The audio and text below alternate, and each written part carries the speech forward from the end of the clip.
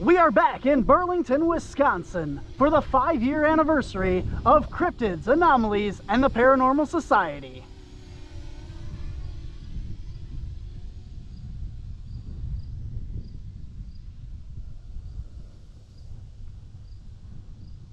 Dun, dun, dun, dun, dun, dun, dun, dun, dun.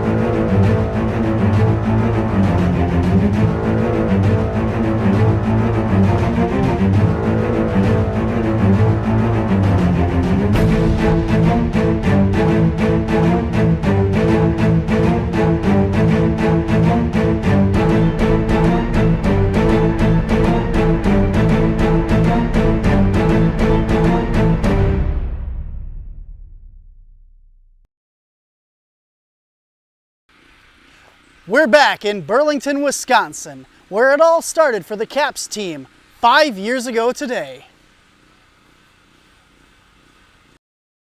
My name is Barnaby Jones. I am the founder and lead investigator of Cryptids, Anomalies, and the Paranormal Society, and obviously I've been here since the beginning.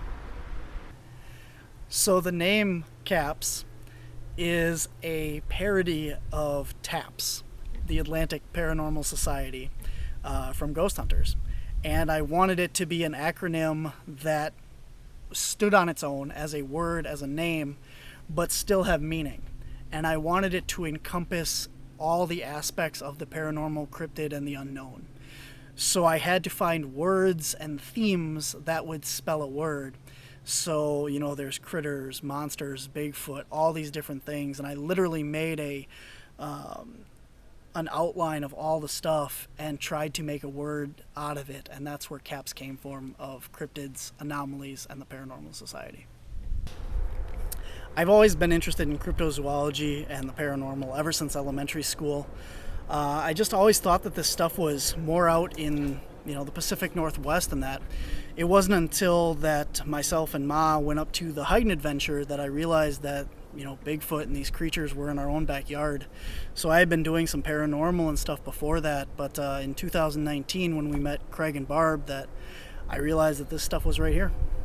So after we met Craig and Barb, I got introduced to the books by Linda Godfrey about the Beast of Bray Road, and one of the places in those books was the Burlington Woods, and that led me to reading the books by Mary Sutherland, and that led me down here to Burlington, Wisconsin. So I called up my friend Derek, and we came down here one night and had what, in my opinion, is my first Bigfoot experience, literally right behind me where I'm sitting now. My name is Derek. I'm the paranormal investigator of this group, and I'm one of the founders. Barnaby calls me up and goes, "Do you want to go down to Burlington?" I'm like, "Sure." On the way down here, we're talking about Bigfooting, other things of everything like paranormal, UFOs, mainly Bigfooting because we're going to Burlington. And then when we got down here, it was at nighttime. I didn't hear anything running in the woods. I I heard something run, but we couldn't. I know it wasn't deer because usually deer hits the brush that's down below, like the leaves on the woods floor. And then we started hearing things, which we didn't know what was going on. Then Barnaby takes out his spotlight, and that's when we ended up this way. We saw we saw something leading up against the tree, but we couldn't see it. And then as it moved, the tree jostled, and that's when he asked me if I saw it. And I said yes, I saw it too. It's not like I heard rustling, like something playing with the bush, you know.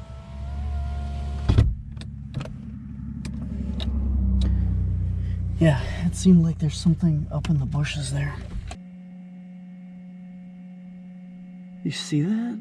What was that? What? Did you see that? What was that? I saw something dark from your light, from like right to the left. It was big. Could it be the elusive Bigfoot, maybe?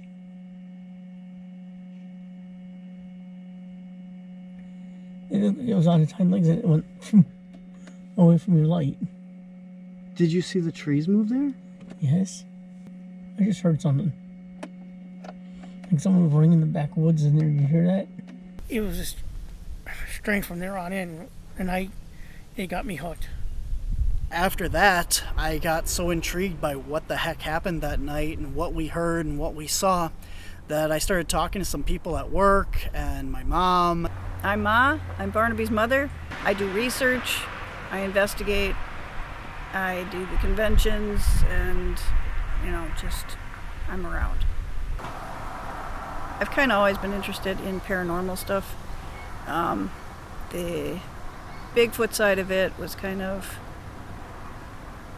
I always knew about it because I was born in the 60s, so I grew up during the Patterson-Gimlin stuff. And, but never really thought about going and looking for it until we went up to Hayden in Michigan. So that kind of got more interesting because it's closer. It was always out in Oregon or wherever out in the West Coast. When we first got here in the parking lot, it was pouring, so we had to wait for it to stop raining. Then we came into the woods not far from where we are right now, and Barnaby found some footprints, and there was evidence of people, but the footprints were weird because they shouldn't have been barefoot in the woods where we were. Then we went back the other way in the trail and walked further into the back, took a side trail, and we started hearing whistles to one side, whistles to the other side. I heard a growl, nobody else heard it. And then everybody else was way ahead of me because there was a tree across the path and I didn't want to go across the tree. So I stayed back. That's why I heard more of the whistles and the growls than the other ones did. But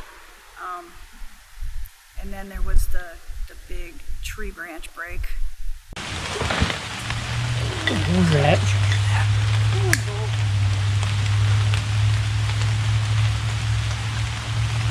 What was that? Big. That crash came from where we were originally, that set of woods. And it would be over there.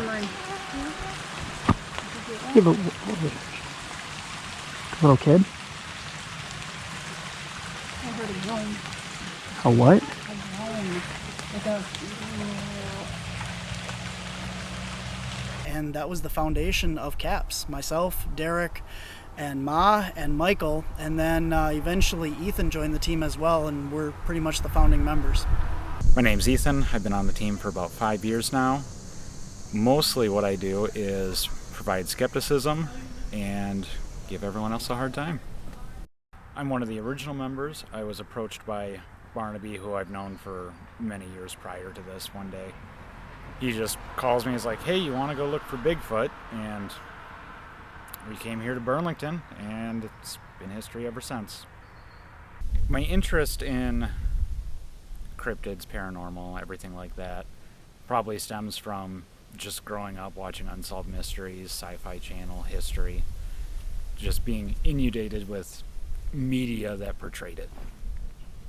The thing I enjoy most about CAPS is getting to go all over and see new things and experience new places, meeting new people. This has given me the opportunity to help people that I never thought I would have. As far as, these people that have experiences and they don't understand, and they're looking for someone that will, for one, hear them out and not judge them, and then to be able to help them and help them understand. I think that's what I enjoy most about doing all this. My name is Stephanie Lynn. I've been with the CAPS team for 3 years, and I am a psychic medium.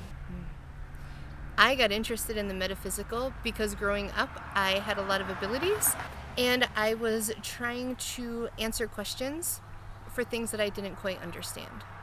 I first heard about the CAPS team when I was working a Soul and Synergy event, and Barnaby happened to be one of the speakers, so I ducked in there and got to meet Barnaby and hear about all things cryptids and what the team did, and introduced myself, and now here I am. My name is Ellie Weisensell. I am a psychic medium, and for the team I try to help out by bringing across the messages from the spirit side so we can understand what's going on with them. And then I also do entity releasements, and when those need to be released because the clients no longer want them around, I will help them to cross over.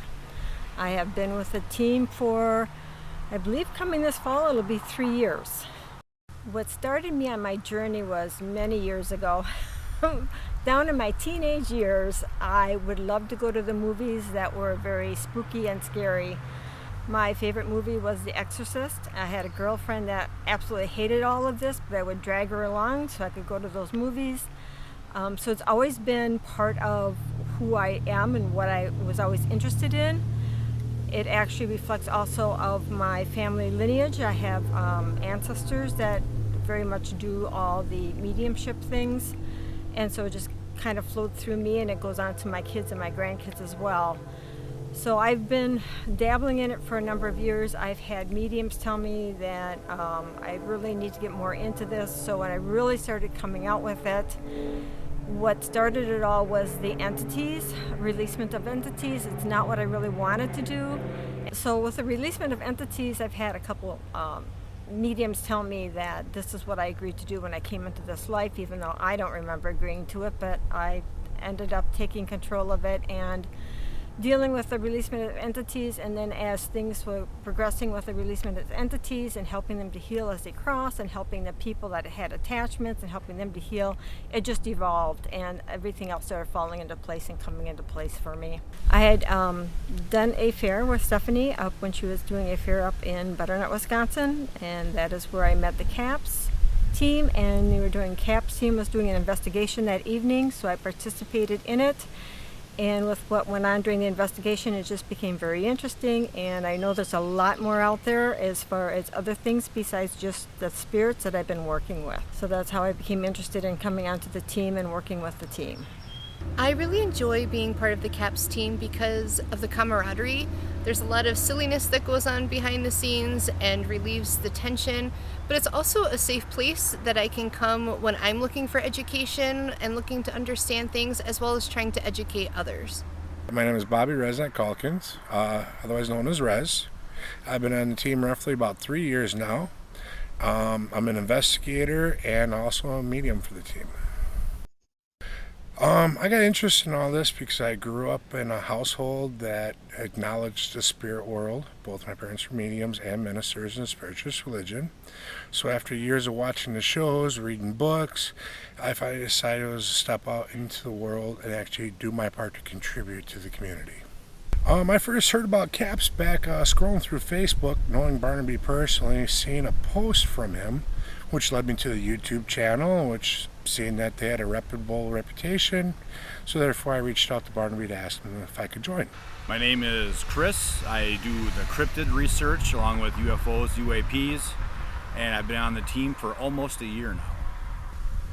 I've been fascinated since I was a kid, watching old scary movies, monster movies, and then Monster Quest got into thinking that maybe this stuff is really out there, and I've fallen in love with it from a young age. How I found out about CAPS was at a group meeting for the Wisconsin Bigfoot Society, and I met Barnaby there, and we started talking about his cast that he's casted, and I hit it off with Barnaby, and now I'm here today. What I enjoy most of being on the CAPS team is the feeling of security. Everyone works together, and we're achieving the same goal, and just trying to find what is out there and experiencing it all together, and that's a really awesome feeling. I love all the different locations that we do, and the fact that we're not just pigeonholed into one thing, that we investigate everything. So it's never a dull moment.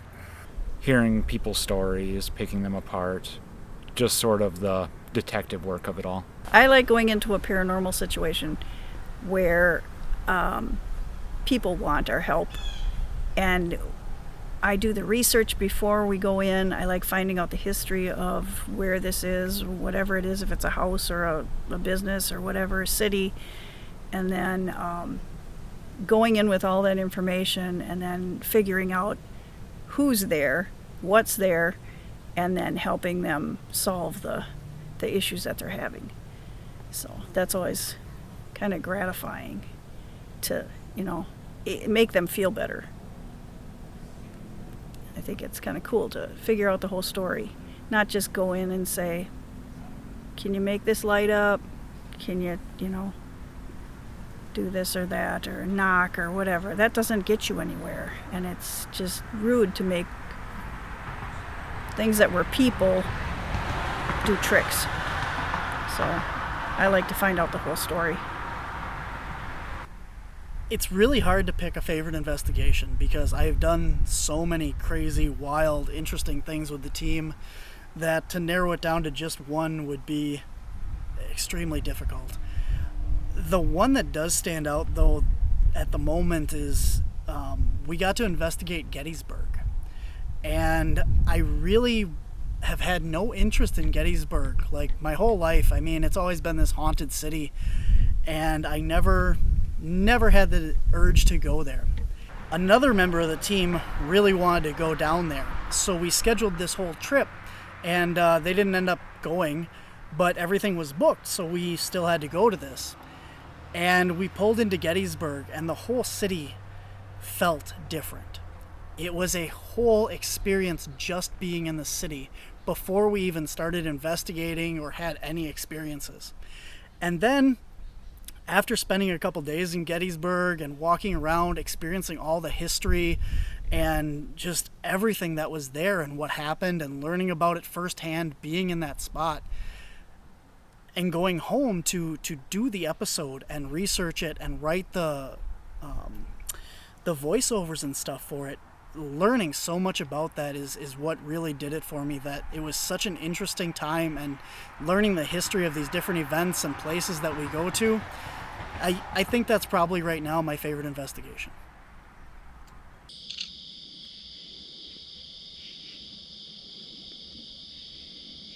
Did you hear that?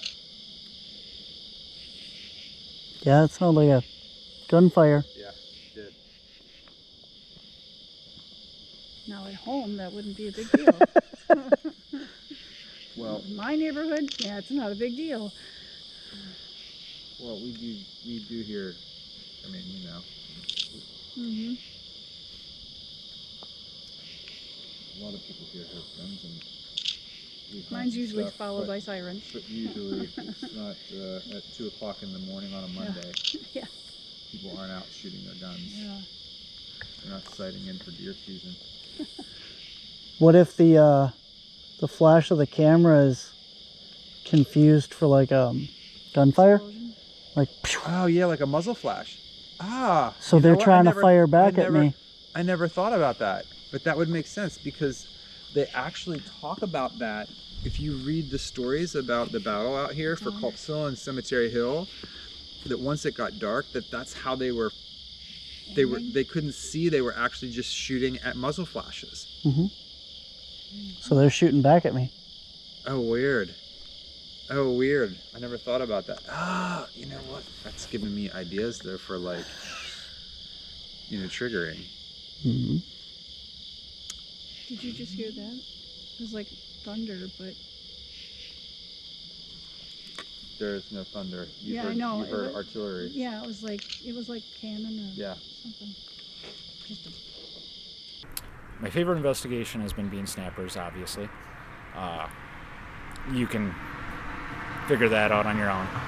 For bean snappers, I'd say the basement is the most interesting part, partly because it's a giant OSHA hazard, and two, just because a lot of the stuff that happens in there is odd, it's interesting. Some of it's easy to explain, other stuff, it might be something, might not be. You just never know. Are you in your 20s? 30s?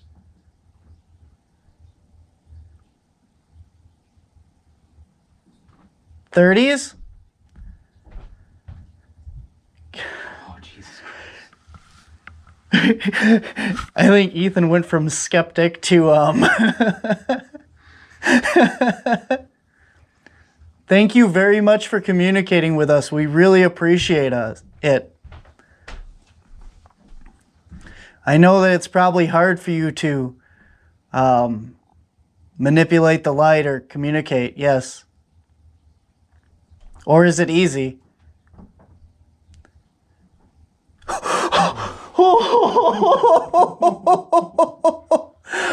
Oh, I got chills. So it's easy for you to communicate with us? Okay, thank you. A lot of people wonder if it's hard for you to manipulate light or to communicate in this way. So we appreciate your answers. Thank you.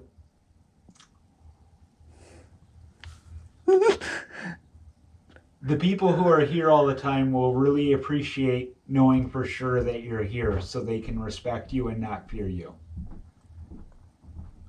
And I hope you feel the same. Are you trapped here?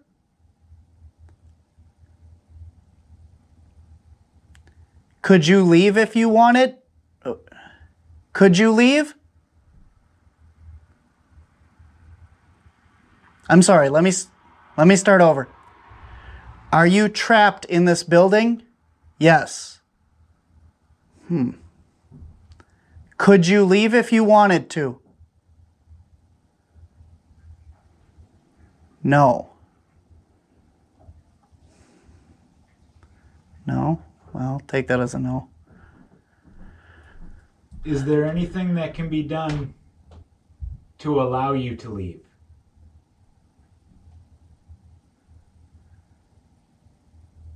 Yes. Would a priest blessing the building help? Ooh. I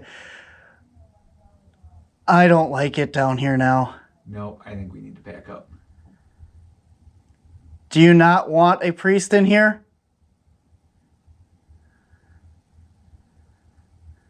Did you notice how it just got dark? Yeah, it's time to go. Yeah, okay. We are going to leave now. We appreciate your time. Thank you very much for communicating with us. My favorite investigation with the CAPS team, I would say, is the Halloween special when we were at Barbara's house. And why that was my favorite investigation is not because of everything that happened there, even though a lot went on, but it was because about what I learned about myself, how I interpreted information.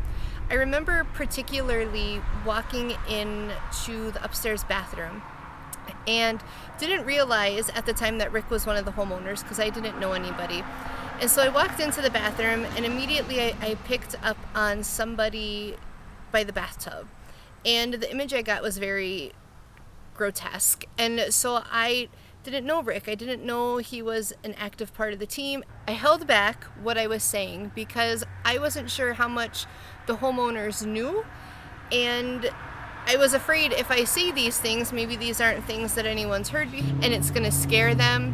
And so I didn't say a lot of things. And then later when we went back and I learned the history of the house and heard that supposedly somebody was drowned in the bathroom, it made me realize how I receive information and that I shouldn't be afraid of what I have to say. there's not really a space in here that feels great. Like, I don't like how this space feels, but then when I go over here, it feels equally as, I don't want to say heavy. You know when you're walking through a crowd and people kind of shoulder you and you kind of bounce around?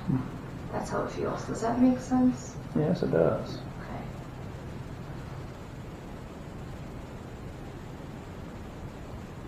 Is there somebody that sits in the bathtub? Why do you sit in the bathtub?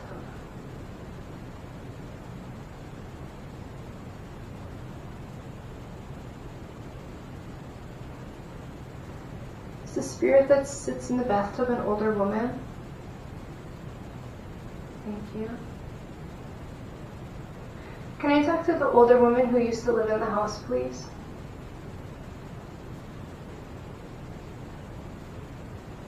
When you lived in the house, do you feel that there were spirits that were already here that were manipulating things when you lived here? Thank you. So I feel like, I don't know if it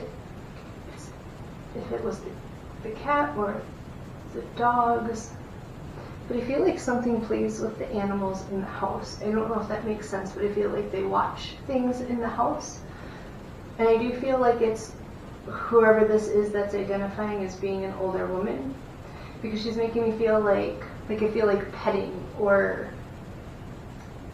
but I don't feel like all the spirits are always very nice to the animals. Does that make sense? More so maybe they try to frustrate them more, but I feel like she likes them.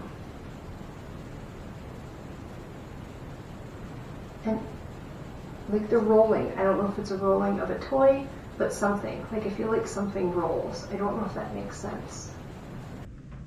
Cat's on Barbara's lap, and you can hear what sounds like a croquet ball, like wood on wood, roll across the floor right there. Just roll across the floor. She looked, I looked, the cat looked. The cat's head was almost at 360. Following the sound.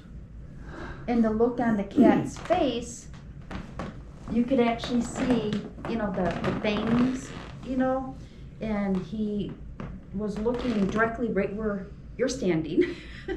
And Mr. B wouldn't move. My favorite investigation, that's a very tough one here. I'd have to say probably the work that we did up at Barbara's house in Michigan.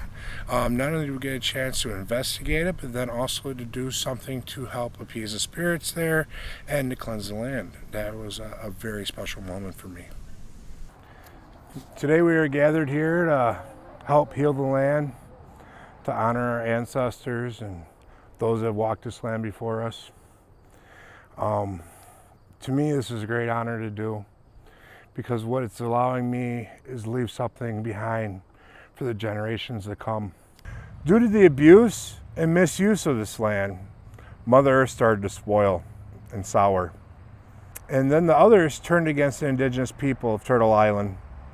It broke their hearts to see the land that they love and cherish and took care of spoil and sour.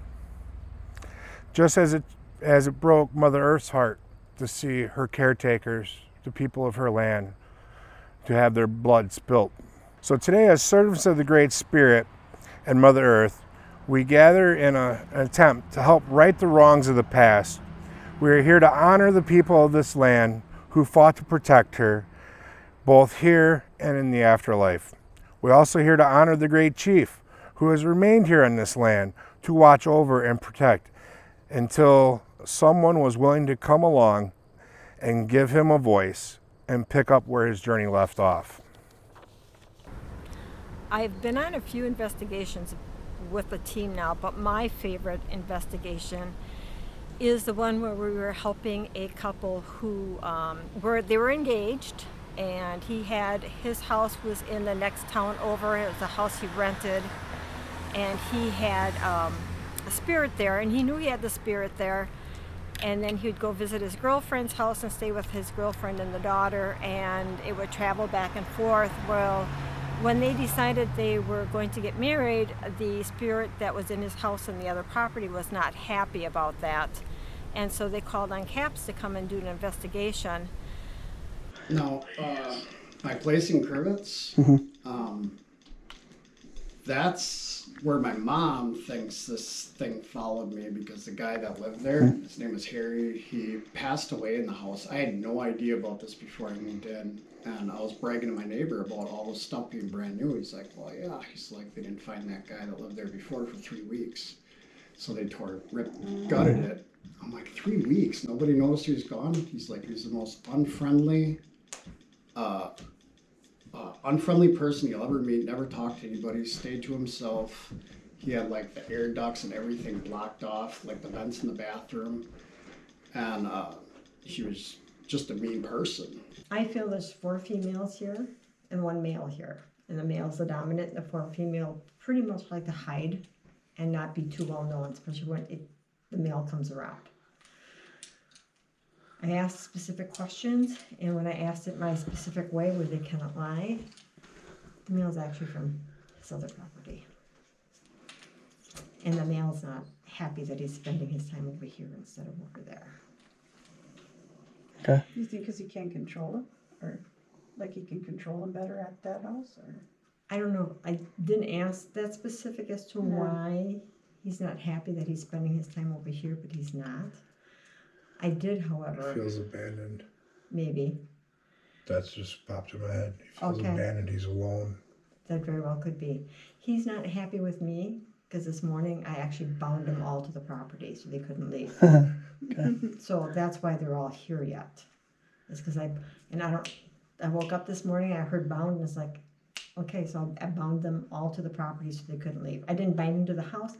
I did also bind to the point that if one of them were to leave the property, they couldn't leave with them. And I normally don't tune into the address of the location and the names until probably within a couple days before the actual investigation, because I don't want it affecting my daily life until it needs to be done. And so the interesting part though is that when I started honing in on the house and the address the night before the investigation, I was sleeping in the middle of the night and I got bit on the top of the head, and I sat up and I knew exactly where that spirit had come from. And I just told it needed to leave, or I was going to cross it over right there in the spot because it was in my territory, and I could just feel it slink away. And then the next day when we went to the investigation and I met up with the CAPS team, Barnaby was laughing because the gentleman had the night before put an app on his phone, and on the app he was getting, Ellie's mad, Ellie's coming, and he didn't know an Ellie. But yet the spirit knew my name and knew we were coming. That's when things really started sinking in for me, that the spirit side knows so much more than we give them credit for. Well, my favorite investigation was that Grand Opera House in Oshkosh, when that red set light went on by itself. And when I asked it to transfer to the stage light, it actually did it on demand. And then we saw the filter move on that one light. And that was one of my favorites because of all the activity we were getting that night. I think the reason why that is because of the thunderstorm we had was hiking everything up. Oh my gosh, I am so freezing cold, my legs. Yep. Me too. Barnaby, you? Chills, not cold. Just holy. all chills. Yeah, Hey, this one right here. That's really cool. Now we know you're here. Do you see the light and all coming down? Because it all. Did Derek, you see any where's that light coming from? Yeah. Fuck. I know what it was. Dude. There, get up there, Derek. Okay. Hey, the red one's on now. Huh? Look at the wall, the red one. Yeah, I see. Who's here with us? This is really neat. Is this the Thanks trick for, shot? thanks for putting on your show. Woo! If this is a trickster, Derek, where's that light? Now you guys are doing a play. Do you want us to do the play again? is this a trickster? Is this an encore? Turn the red light on if you want him to go back up here. Turn the red light on if you want him to go back and do another play. Oh, I'm getting goosebumps over here. Thanks a lot, trickster. You're not helping. Hey, turn this one off, turn that one on. You're the trickster.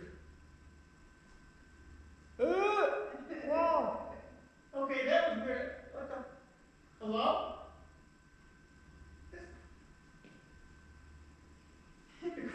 Now that we're not down there. Barbie, the curtain's moving too. Right behind this light.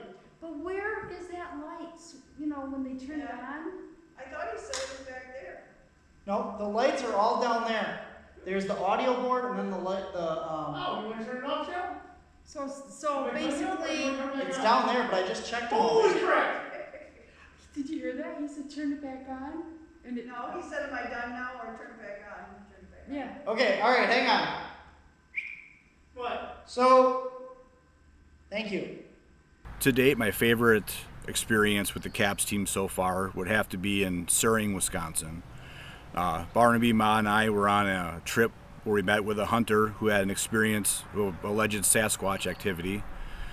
We met with the hunter.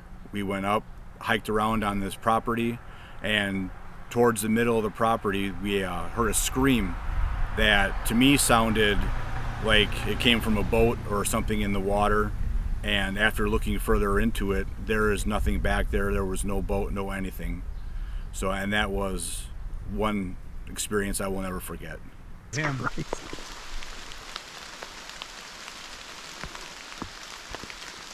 Did you hear that? Yeah, I did hear that. Sounded like a scream.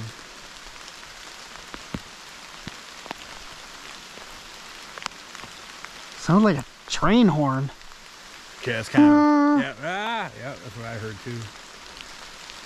It's so thick. That was far away though, at least. Yeah.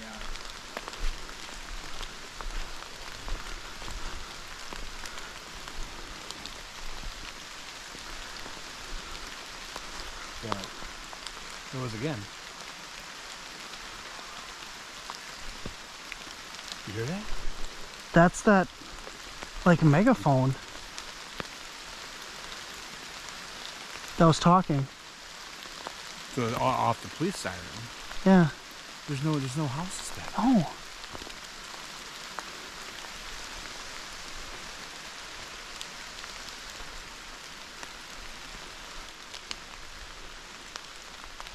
Sounded like something was moving back in there. Yeah. Did you hear that? Yep.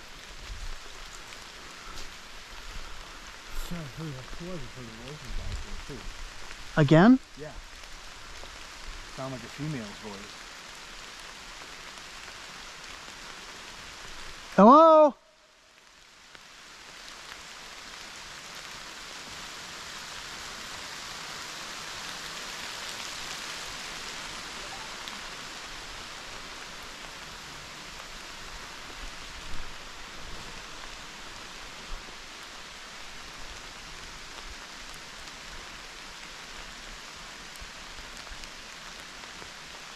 Hello?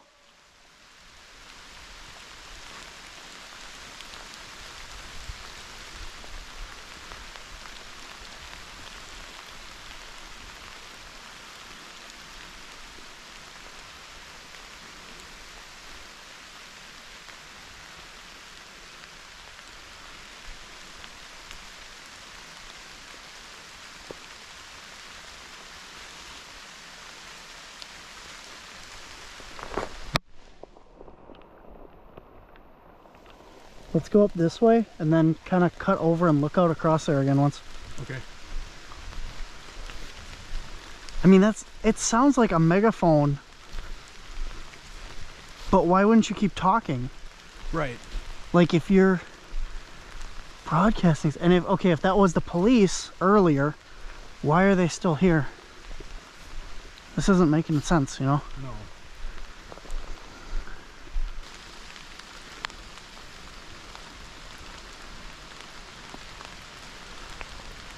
Hello?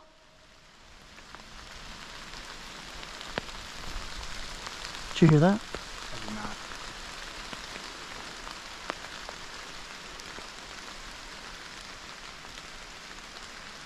I heard a woman. Hello? Did you? Yeah.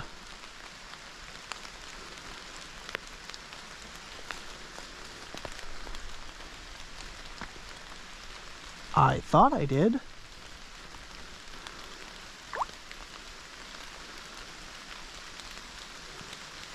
Hello? then it picks up rain again. Right. It's bound determined not to let you have anything.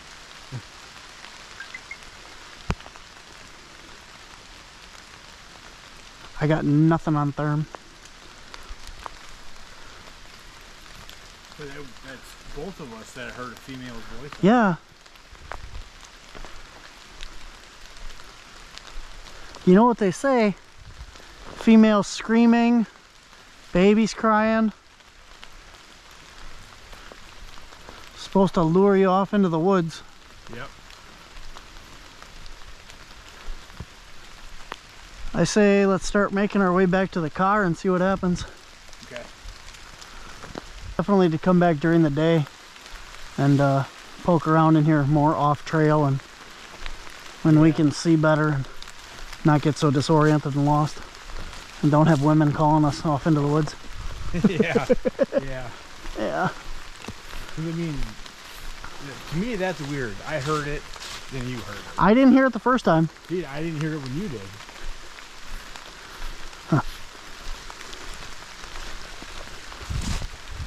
Interesting. I don't have a favorite.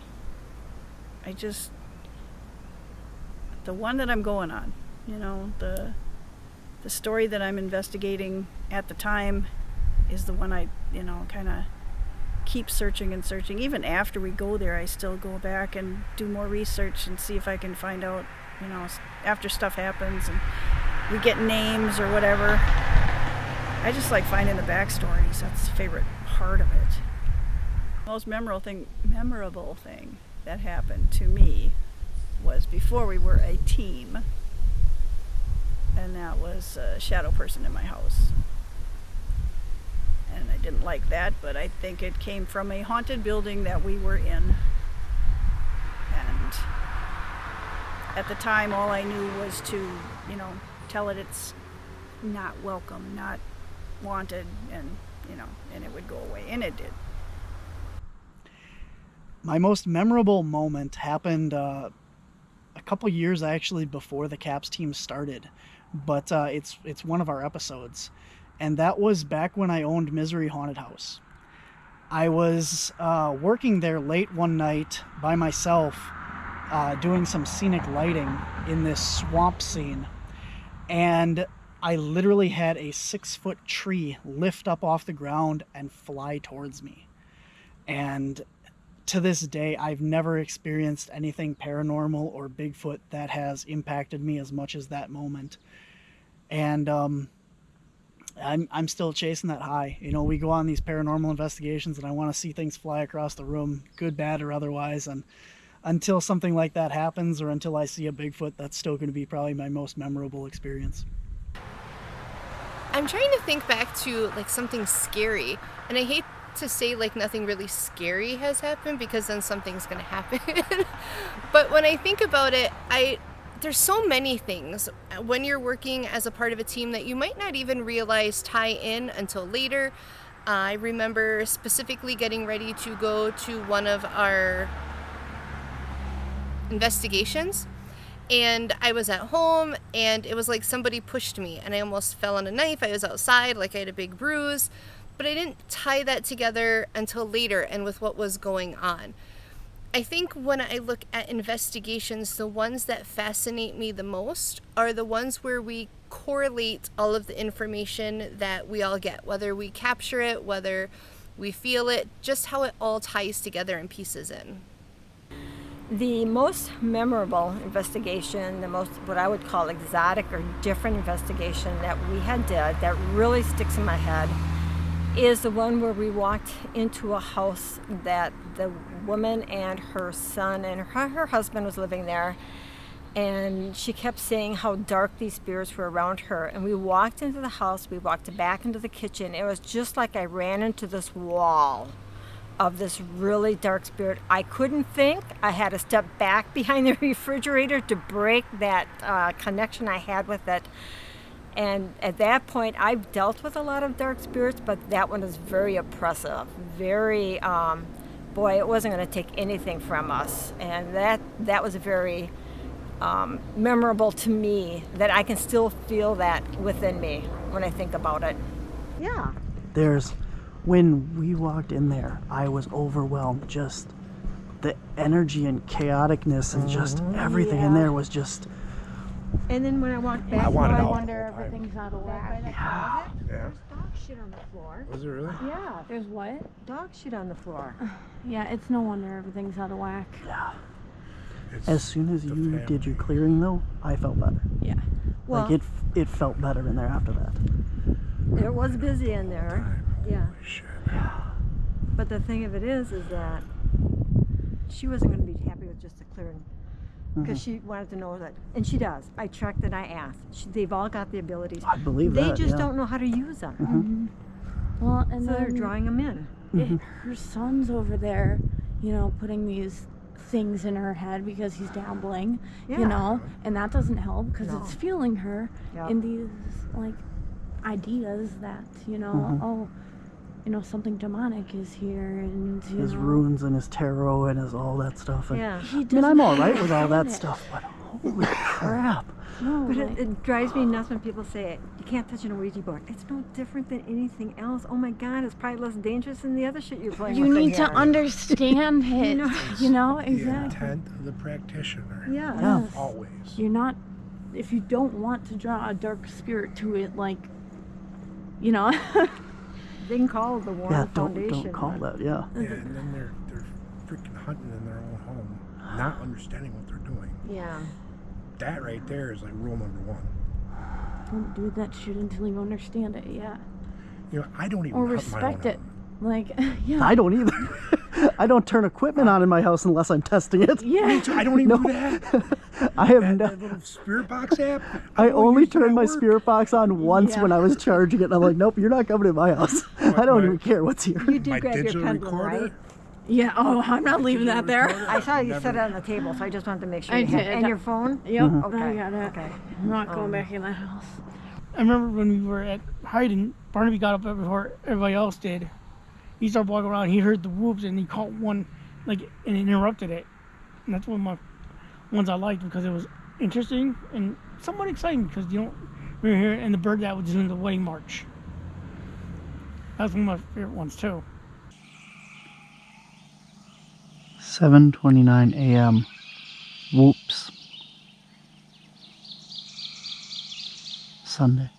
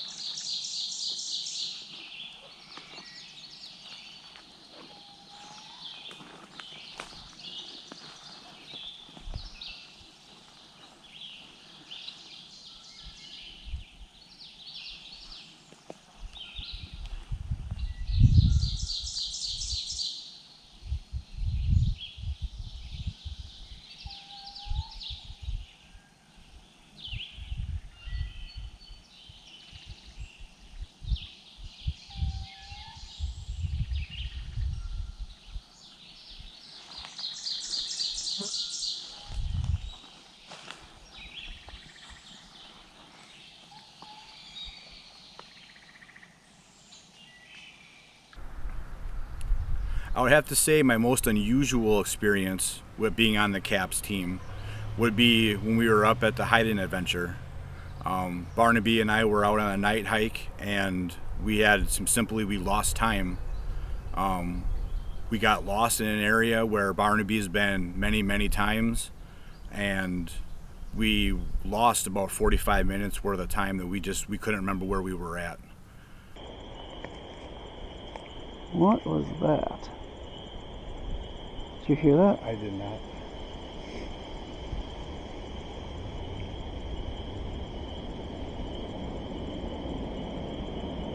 It sounds about like a EF3.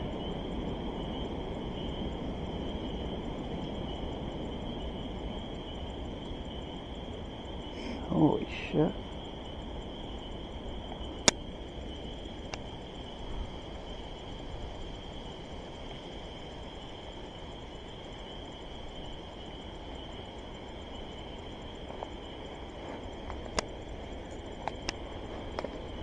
Something just feels dangerous tonight. Like off? Like kind of like we're being followed? No, like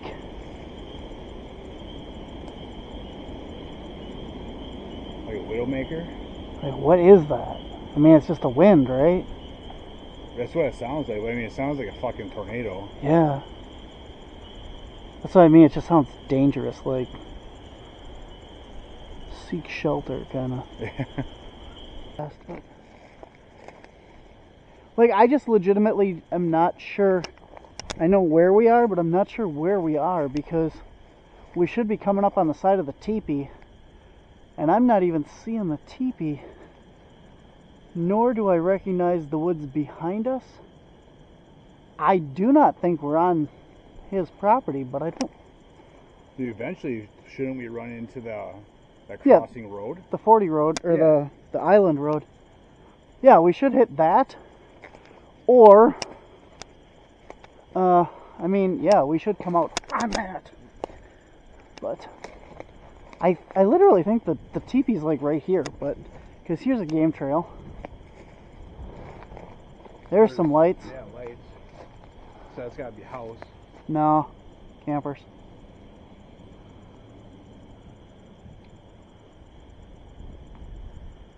We're on Dennis's 40 road.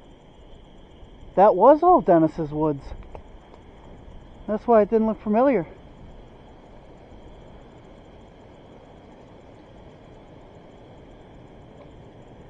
We totally passed the teepee.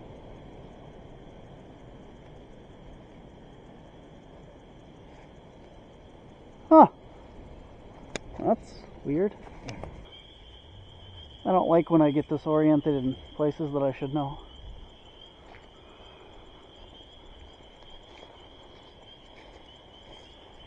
Alright.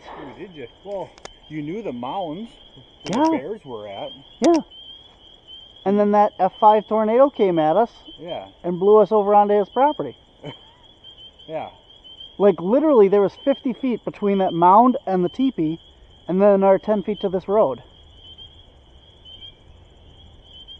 We didn't walk that far. Portal? I mean, that was fucked up. What time is it? 9:30. Started doing this at 8. The sun wasn't all the way down yet. Let's go back and talk to Ma. Okay. We went nuts or we went through a portal? I don't know where you guys were, because there were lights here, there was lights back there, and I'm like, you can't be in both places. When were there lights here? It was quite a while ago, because I thought you were back there.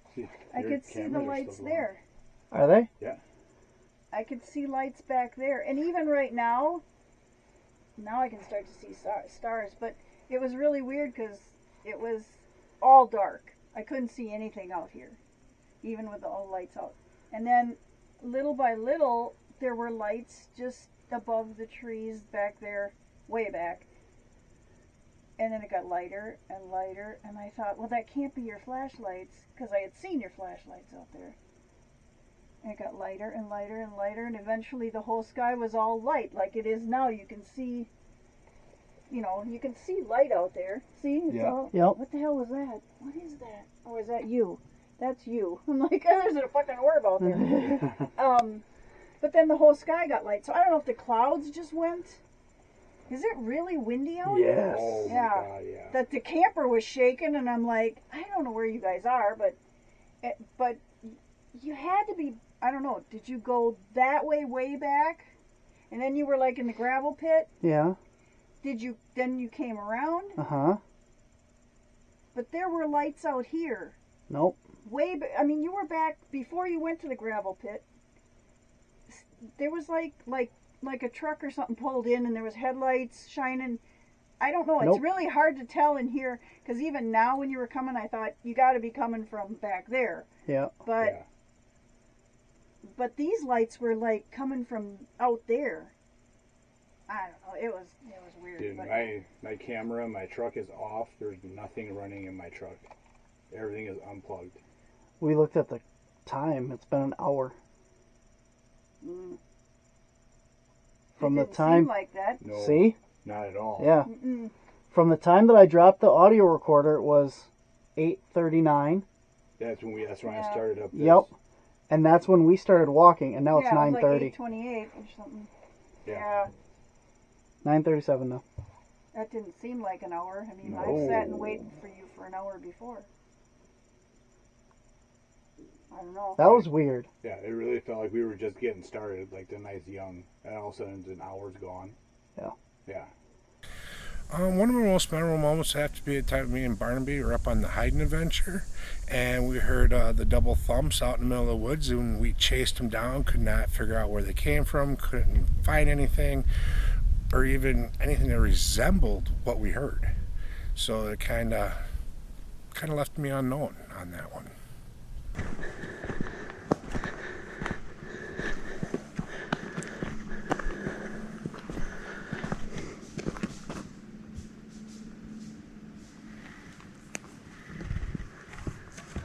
Pretty big.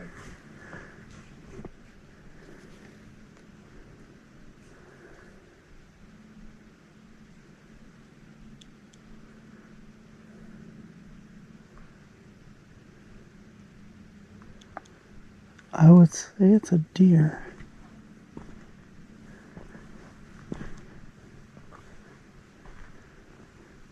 I got nothing. Too thick.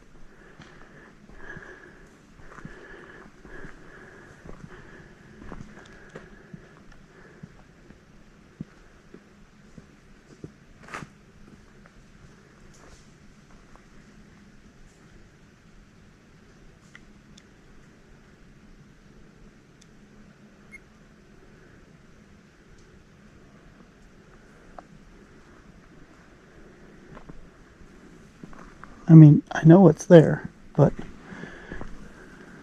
Oh.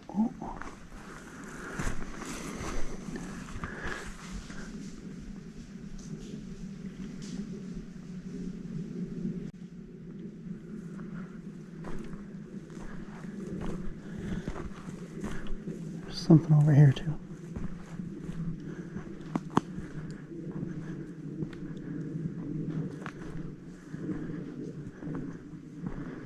So thick.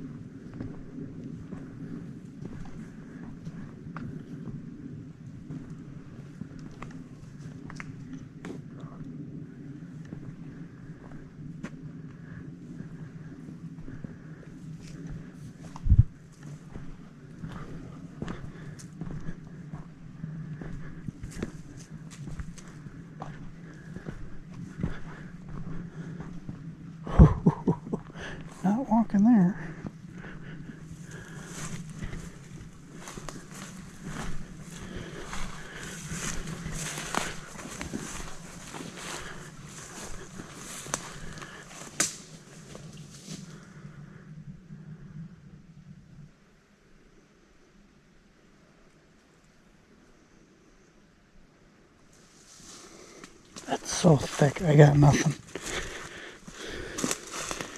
There's hoof prints right here, though. I mean, whatever it is, it's...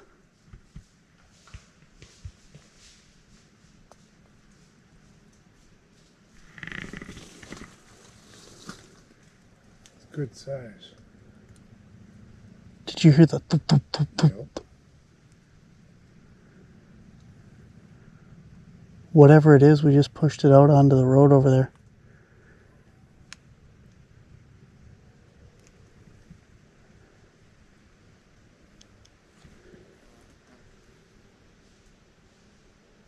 No, it's still in here.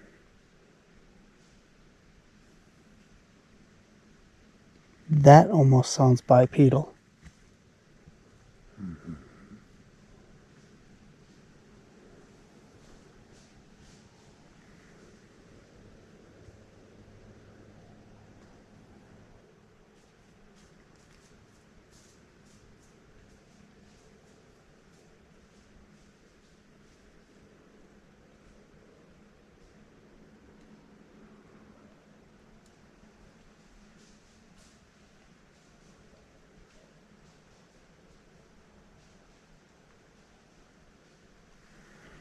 It mean you no harm.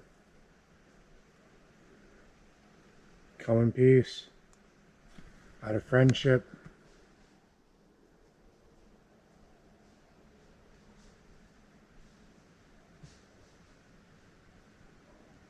There's at least two. Mm-hmm.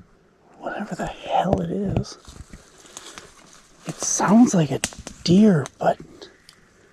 It sounds too heavy though. Like...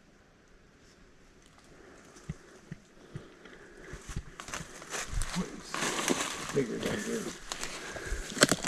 It's rustling right here, not the way it's hitting the ground.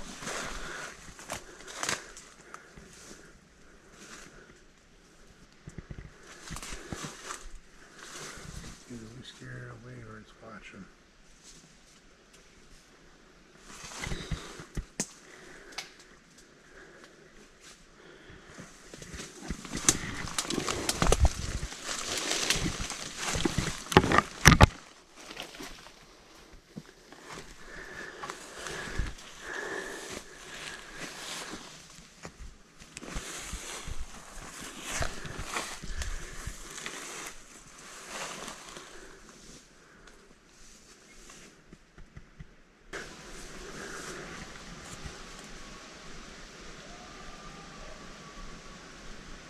Coyotes.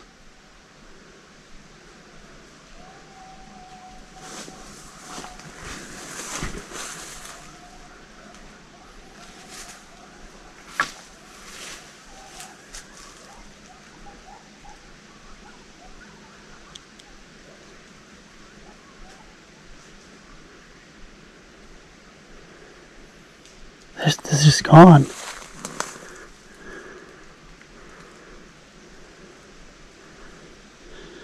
And now it's gone. We have coyotes. I'm looking for anything like broken here, you know? Right. Because this is probably about back as far as it was. And it's a nice clear area to move through. But I never heard it leave the woods, you know? Like, yeah. It was still in here. Place I'd like to see the team go.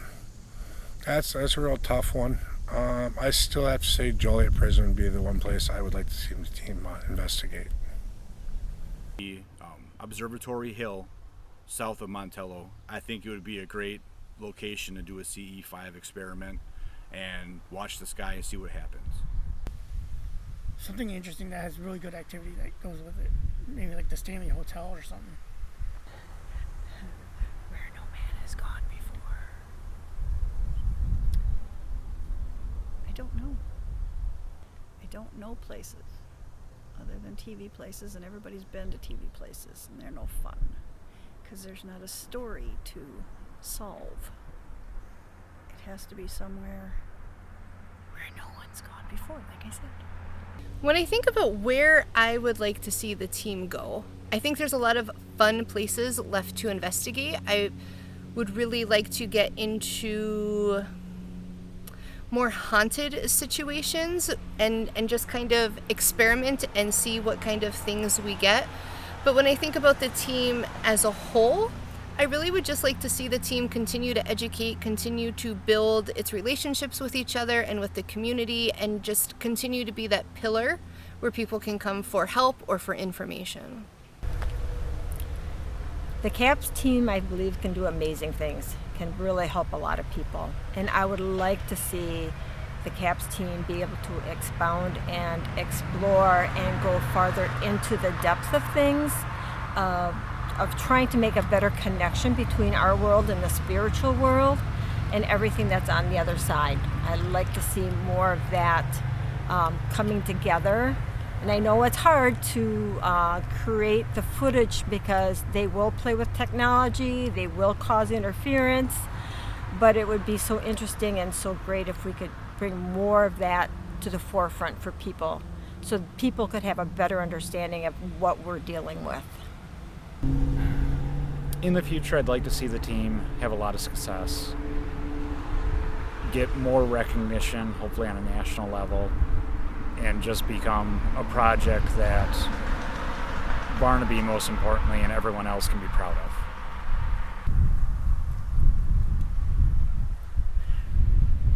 I think that the team works really well together, and we have a lot of great potential. The team has unlimited opportunities as to where we can go together, and I think that it's more so what we do than where we go. I think that the team needs to continue to with the community outreach that we've been doing and helping people understand what's going on and their experiences. It's not about the location, but what you do at that location. So many people are obsessed with going to these hot spots that you see on TV, and they spend one night there and get a couple lights to light up. But you don't get the story of the spirits that are in that location. You don't understand anything. You're just asking these spirits of people who have passed to do parlor tricks for you. And that's never sat okay with me. So I think I would rather go to somebody's house that needs help and wants us there and have that experience than the sensational stuff that you see on TV. And I would love to go wherever the latest Bigfoot sighting is, or cryptid, or creature, or Mothman, because I'm always going to chase those critters. I love that so much more than, paranormal. And I always say that sitting in a room asking for something to make a noise is boring, but I go out in the woods and I make a wood knock and I listen for it to knock back, and I don't see much difference in that. So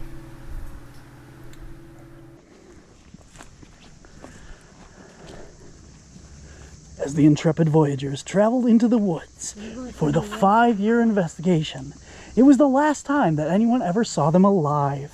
A 2-hour tour.